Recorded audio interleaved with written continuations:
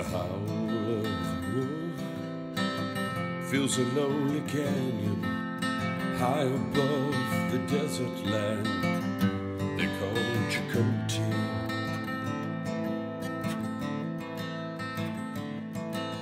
The flint strikes the steel, a cloud conceals the final stand, and the noble fall of the great here. Stay safe, stay warm, and you stay free with Chacote Outdoor Recreation.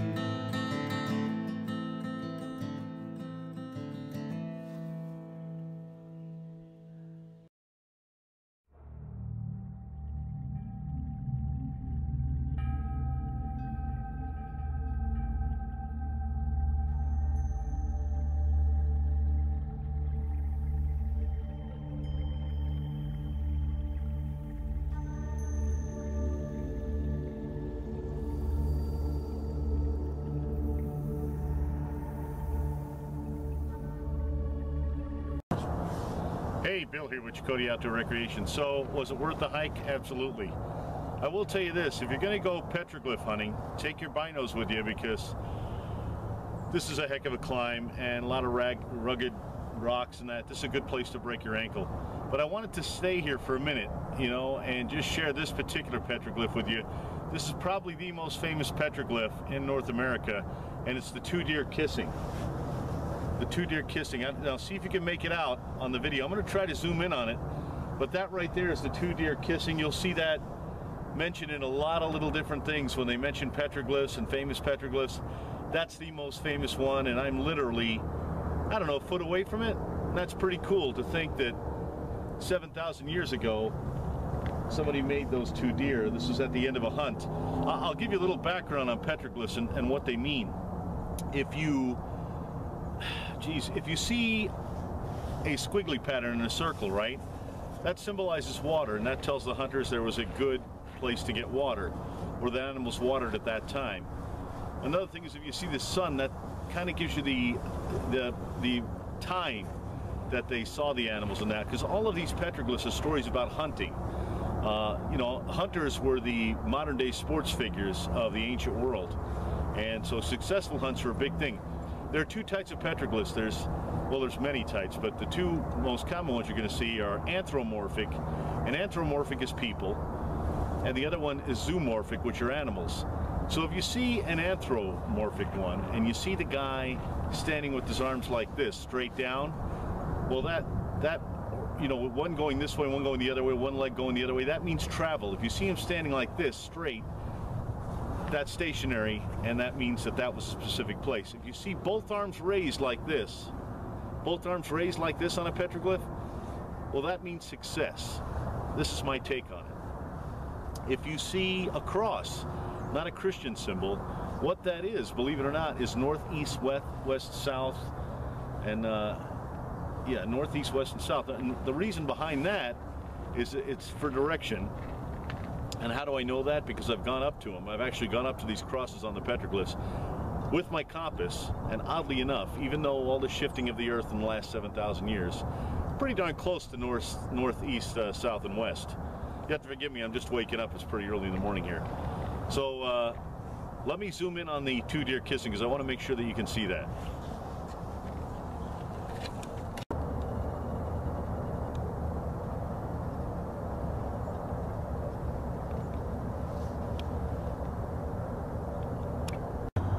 Okay, so you can see it on this. You can see the grid pattern, and you see the squiggly lines.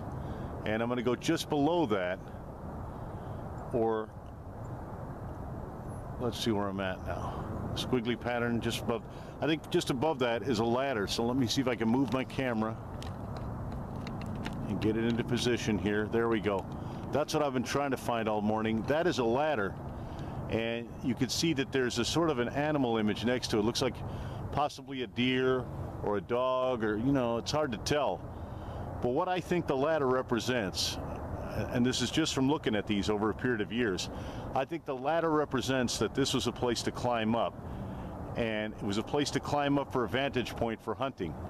And that's what that symbol means. It means climb up here, it's a good vantage point for hunting. And that's why you have the ladder and the animal right next to it. That's just my personal take on it. That's what I think it is. So I want to get one good zoom out shot here as best I could. Try to level this out a little bit just to give you an idea of what kind of a climb this would be and why somebody might have put that up there, because you wouldn't typically, if you're out hunting, pick this as a place to climb. I mean, look at it, it's all rocks and it looks like a hell of a climb. But apparently this is a good vantage point for hunting, and that's why they said, hey, climb up here. But that gives you some idea of what kind of climb it would be. Okay, here we're starting to get more into the zoomorphic petroglyphs, and you can see that there are some deer up here. So remember we saw the ladder earlier, it says good place to climb for hunting. Well, as you can see here is a herd of elk. I'm going to say elk just by the antler size, but that's what that is. It's a distinctly, even thousands of years later, I can look at that and say, oh, a herd of elk must have been visible from up here, because that's what you see on this rock. That's zoomorphic animals.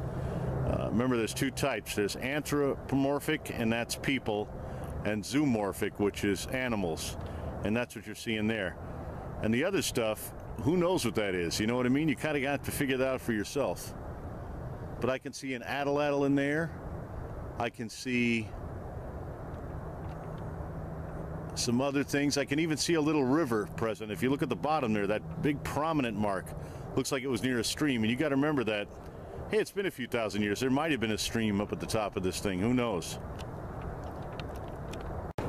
Okay, now here is an anthropomorphic design. Remember what I told you, that when the guy is standing there and his arms are open like that, that means a successful hunt? So what have we seen? We've seen a ladder, that's a place to climb up. We've seen the elk, and now we see a successful hunter. And you know, these petroglyphs, they drive me nuts, because the hippies will look at this and go, oh, it means ancient aliens. You can clearly see that this is an image of a man, quick image of a man, and he's holding either a spear or an atlatl for hunting. That's, to me, that's exactly what that is. And this whole story that I'm reading in these rocks is about hunting. I don't know how you could see it any other way. But that's a good example right there of a anthropomorphic petroglyph. Okay, so the guys on the film crew spotted this, and I want you to look at it. Tell me what you think. But you see that spiral off in the left-hand corner. That's clearly the sun, and you can see what they're trying to tell you is some time of day. Now, what those ancient symbols mean for what time of day it is, that's anybody's guess. But to me, that looks like some kind of thing with time, where they're telling you what the best time to hunt these animals are. At least that's the way I interpret it. Remember, I think all of this is a story about hunting, so that's me. Okay, now this one's pretty high up, but you can see this is zoomorphic right here. See the animals? When you see an animal or a person upside down on a petroglyph, I believe that it means death. So a sighting of an animal, or where animals congregate and what time of day, they'd be shown upright. But I think when they're upside down, that signifies death.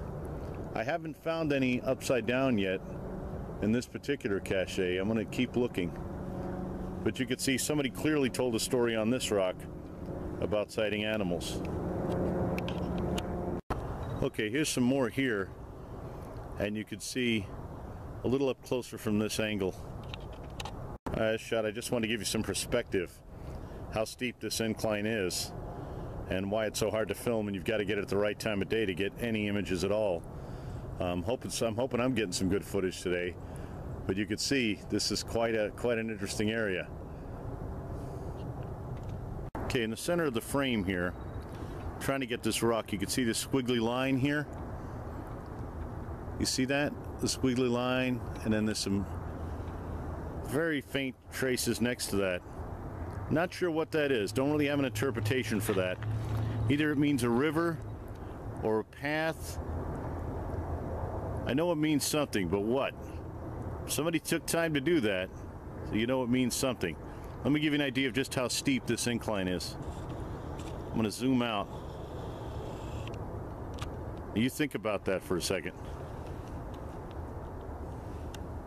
So let's say you were hiking up here. You would see You see the two guys, their arms are outstretched. That means success. On the second boulder, you see the ladder where they climbed up, and then right next to it, you see a deer. And underneath it, look at that rock on the very bottom of the screen. You can see the outline of even more deer or elk. I'm going to guess that it's elk because of this area. Even though it's called Deer Valley, those antlers look pretty big. So anyway, that's what I think this is. I think it's a story about a successful hunt. This is where they climbed up, and that's the story they're telling anyone that comes through this route. If they're migratory coming through this route, hey, we had a successful hunt here, and this is where we climbed up, and this is where you should go if you want to hunt deer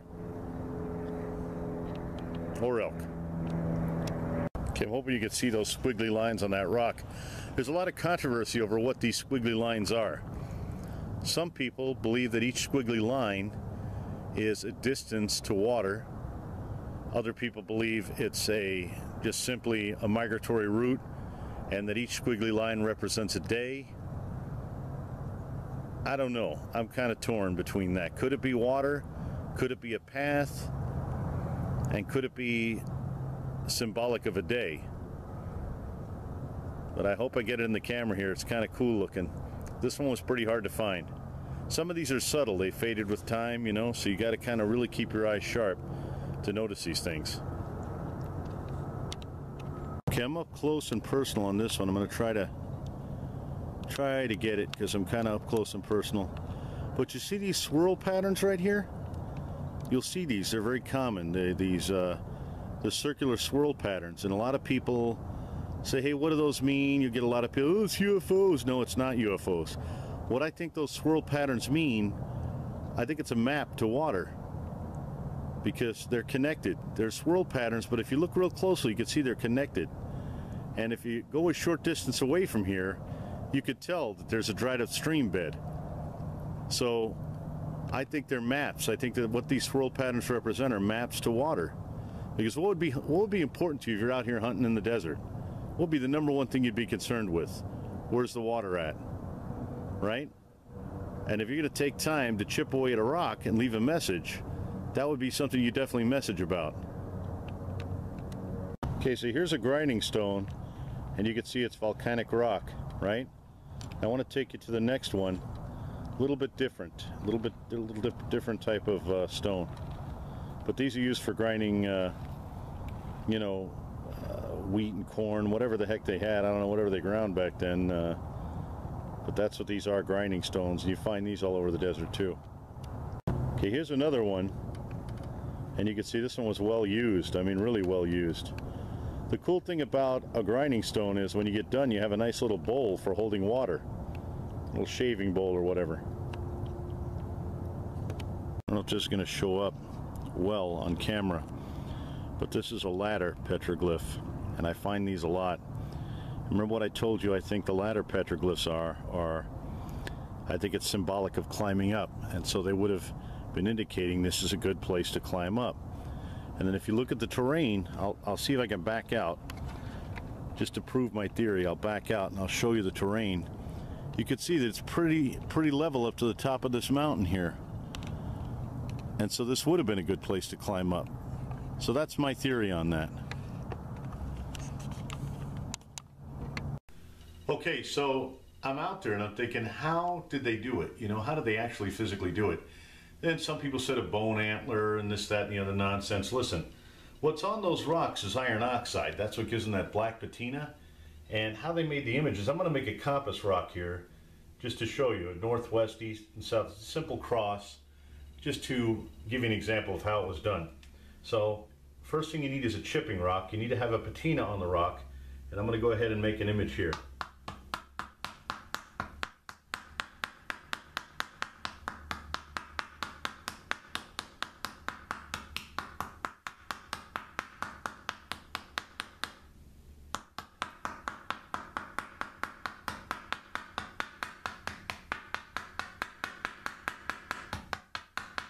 And you can see this takes some time and some patience. This is not something you would do just for random graffiti.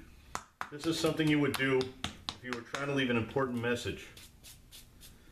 And I'd have to wet that for you to see the image that's left behind there. But who knows, maybe 1,000 years from now somebody will find this rock and it'll help them know northwest, east and south, or at least they'll say, I wonder in 2019 what the hell somebody was doing chipping on some rock. Here's a little darker one that I'm going to do just so you can see the effect. And here's my chipping rock. Let's see what I can do on this one. Let's see if I can get a squiggly line going.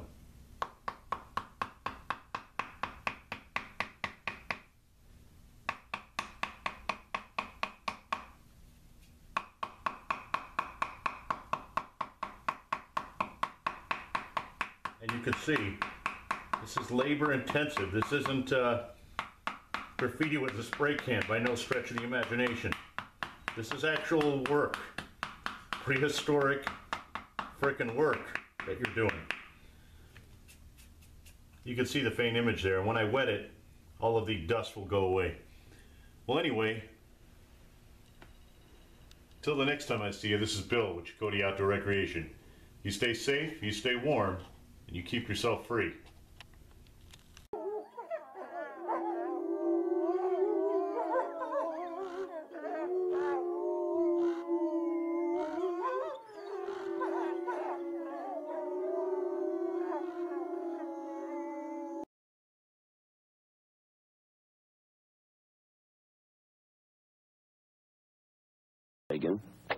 Skol, Happy Days Raspberry, and Happy Days Mint. To discover what millions already know, just put a tiny pinch between cheek and gum and let it rest there. A very tiny pinch. You'll learn how to enjoy good, rich tobacco anywhere, anytime. Smokeless tobacco. A pinch is all it takes.